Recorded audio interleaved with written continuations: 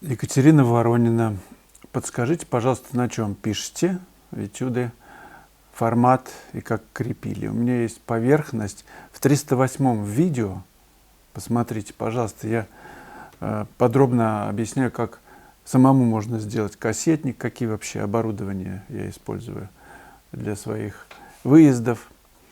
Фактически придумал все практически сам, потому что наездился с деревянными этюдниками, с тяжелыми, с кассетниками тяжелыми, с подрамниками, и пришел к выводу, что нужно что-то делать. Я же дизайнер по профессии, нужно что-то придумать. И придумал, все легко, удобно, посмотрите это видео. На двойной скотч есть поверхность из ПВХ, вспененного полистирола, с бортиками, на которые двойной скотч, и на нее наклеиваются прямо холстики. Никаких пристреливаний степлером, ничего. Все очень удобно. Написал, отодрал, следующий приклеил. Отсылаю вас к тому видео, посмотрите сами. Очень все просто. Альгея. Да, иногда пишется легко, иногда не очень, это нормально. Муж говорит, что нельзя быстро писать, что один художник 2 года писал слезу. Не знаю, правда ли. Ну, может быть, почему же неправда? Зависит ли качество результата от времени написания, или главное достичь цель, и неважно, сколько ушло на это дней. Ой, а сегодня был хороший комментарий, что, не знаю, ко мне это относится или к кому-то, пишете подмалевки и продаете за $1000. Ну, типа, наглость такая, да? Ну, вы повторите, кто оставил такой комментарий. И потом дело даже не в том, что повторите, а в том, что подмалевок может быть настолько точен в тоне, настолько это часть композиции, что вот чуть-чуть и картина готова. Это же художник решает, когда остановиться, на подмалевке или нет. Иные подмалевки Леонардо там вспомнить. Ну, я не знаю, посмотрите, много сами приведете в пример. Таковы, такой силы, что ничего не добавить, не прибавить. Ну, согласитесь. Или репинские, куинджи. Остаются же эти подмалевки недописанными. Ну, это все очень индивидуально. Каждый художник решает, когда сказать «стоп». Это очень важный момент, когда сказать «стоп», все закончено. На каком уровне. И многие же борются с тем, что замучивают работу, пишут, переписывают, она просто иссыхает, она ничего не несет. Остановиться раньше – это большое искусство. Поэтому, Альгея, качество зависит не от времени. Иной раз нужно много лет потратить для того, чтобы приобрести мастерство, благодаря которому ты за минуту сделаешь работу, там, ну, я не знаю, за 10. Но это как спортсмены, прыжок с шестом. Вы тренируетесь лет там 5-10, а потом и за 2 секунды взлетаете туда, куда никто не взлетал. Это же 2-секундное мастерство. Но чтобы взлететь, нужно потратить 10 лет ежедневных тренировок. Так что, друзья, лучше тренироваться каждый день. А посему еще есть пара мест на семинар, который проводится 21 июля в Москве. Будем писать натурщика в ярких одеждах. Присоединяйтесь. Мастер-класс по живописи пленэрной будет 1 июля с 1 по 5 июля в Гурзуфе. Записывайтесь, я вас включу в группу. Игорь Творогов. А краски на палитре, когда остаются, разве не засыхают? Я держу в тубах и микробаночках, чтобы пластичные качества используемой краски не исчезали. Я использую масло, акрил, гуашь. Часто смешанную технику письма на холстах, в основном даже на ДВП. Иконы, конечно, на доске. Да нет, вот смотрите, я уезжал в Гурзуф, класс проводил на пару недель, я уезжал. И побрызгал их вот в этой моей коробочке пластиковой. Все супер замечательно. Даже прям вот можно, вот видите, пальчиком можно потыкать. И все прекрасно.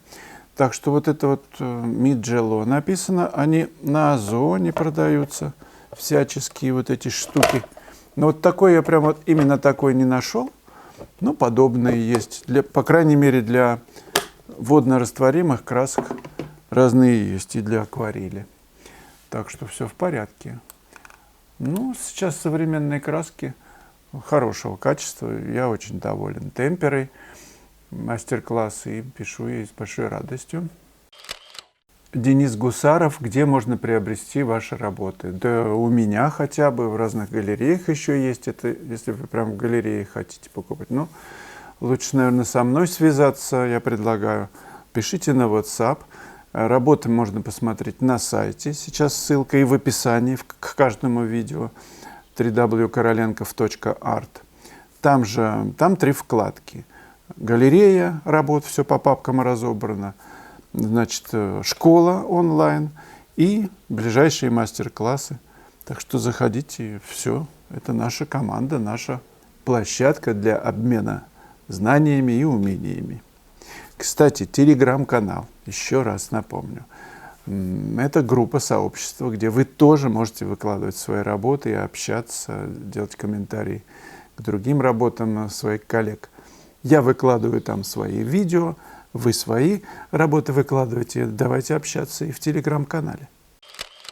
Гоша Новиков, учитывая, сколько сегодня стоят расходники, краски до 1000 рублей за тюбик, кисти, шмисти и остальное, слова «если у вас нет денег, но есть вот эта радость» и там многоточие «поменять все на деньги мира», на эту радость звучат издевательски. Но это не мои слова, это слова Константина Коровина. Напомню, кто не слышал, он говорил так, что художник испытывает, когда пишет такую... Он говорил, пишите, даже если у вас нет денег, потому что радость, которую испытывает художник, не сравнится ни с какими деньгами. Это цитата его, так что все претензии к нему. Я не думаю, что положение, в котором был Константин Коровин во времена, там, я не знаю, революции, когда было принято решение вот просто бросить все и уехать в эмиграцию во Францию, уж такое прям хорошее, что всегда художнику нужны деньги для того, чтобы краски покупать и расходники. Не думаю, что было так просто в те вообще предреволюционные и после времена. Но в этой фразе, я почему ее говорю, есть ключ. Ключ к тому, что, значит, вы ее не испытываете, если вы такое пишете. Значит, она у него, по крайней мере, у него была такой силы, что она перекрывала какие-то там деньги, большие, может быть, даже. Значит, эта радость стоит дорого. Вот о чем речь. Что только это... Ради этого, чтобы быть в этой радости, художник творит. Фактически живопись помогает измениться художнику, вырасти над собой, взлететь. Взлететь над, я не знаю, над эгоизмом, над страстями, над желаниями и прочее, что мешает ему быть свободными. Это возможность стать свободным. Константин Коровин, и я мысли эти поддерживаю, выбрал такой путь. Да, ну для кого-то это, Гоша, выглядит издевательством. Ну что ж поделаешь, трудно. Сейчас вообще такое, что и работать-то невозможно. Но если нам всем дал начальник нашей поликлиники эту возможность, талант видеть и творить, значит, это единственное, что нас может спасти. И надо находить в себе силы творить. Мы только это и можем в этой ситуации. Только это, творить. Нет возможности писать, нечем рисуй. Акварелью пишите. Карандашом. Окурком Репин нарисовал. Ну, отобрали карандаши. В онлайн-школе скидки 10% на все мои видеоуроки. Посмотрите анонс для примера и выберите. Вообще там анонсы на все уроки есть, так что вы можете погулять по сайту, потыкать в эти видеоанонсы и выбрать что-нибудь себе для продолжения изучения, для того, чтобы мы карабкались по вершине к мастерству. Вместе я помогу. Весна в Гурзуфе. 32-й урок в моей онлайн-школе. Этюд на состояние. Малый формат. серьезная тренировка на расфокусированное видение. Зачем вообще это нужно? Для того, чтобы не увязать в деталях, для того, чтобы не пересчитывать листочки или какие-то другие объекты, для того, чтобы живопись была целостной.